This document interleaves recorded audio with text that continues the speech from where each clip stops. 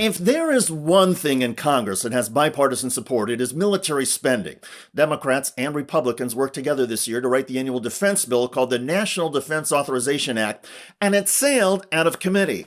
But on the House floor, some conservative Republicans are against it, and they are suspending reality. If we're going to spend more money on our Department of Defense, on our NDAA, why don't we pay military recruits more money instead of paying for electric vehicles and electric vehicle charging stations? That is an embarrassment, and I think it's an insult to the American people. Madam Chair and Ranking Member Smith, I have good news in that the NDAA does include a raise for our service members, which is long overdue, but we can multitask. We can multitask. That was Democrat Jennifer McClellan of Virginia correcting Greene and noting that the defense bill does include a raise for service members and recruits.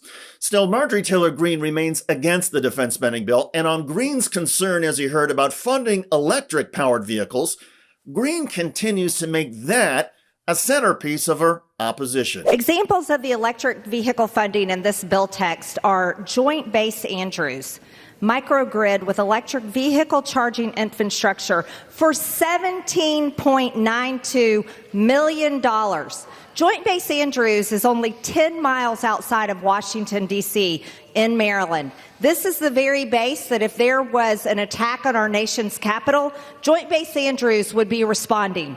Are we going to have to sit around and wait for our military members at Joint Base Andrews to charge their electric vehicles to come into the nation's capital to defend us in case of an attack? Are we going to have to wait for military members at Joint Base Andrews to charge their vehicles to defend Washington, D.C. against an attack? The answer is no. Congresswoman, the military has this thing called readiness. That means that soldiers wear their uniforms on base, weapons can be loaded in seconds, and vehicles are kept fueled. The military doesn't allow active-duty, gasoline-powered military vehicles to sit around empty, so the concern about electric charging is absurd. On the House floor, an exasperated Adam Smith, ranking Democrat on the House Armed Services Committee, responded to Greene with this. And the links to which people opposed to these basic facts will go never ceases to amaze me, like the argument that, oh my gosh, we can't have electric vehicles come to our aid because they'll be sitting there uncharged. Let me assure you that as basic readiness, they will be charged in the same way that the gas tanks are currently full. Okay? It is not impossible to have electric vehicles work and function for us. They're doing it all over the world. Please reject this amendment and understand the need to get us to a more sustainable energy future. On top of Marjorie Taylor Greene's amendment to block funding for electric vehicles, there are other culture war amendments as well that conservatives are trying to attach to the defense bill. Right-wing House members are trying to strip out funding for service members who have to travel to get an abortion. Another amendment would prohibit the Pentagon from spending on diversity, equity, and inclusion programs. There was also an amendment to stop the military health care plan from covering gender-affirming surgeries. Without these amendments, the defense bill passed out of committee 57-1. Democrat Jim McGovern, ranking member of the House Rules Committee, is calling the MAGA right-wing amendments on the floor crappy poison pills that just waste time. He notes the Senate and White House will never go for what the right-wingers are proposing. Relatedly, if any of the amendments do pass the House floor, Democrats will abandon the overall bipartisan legislation.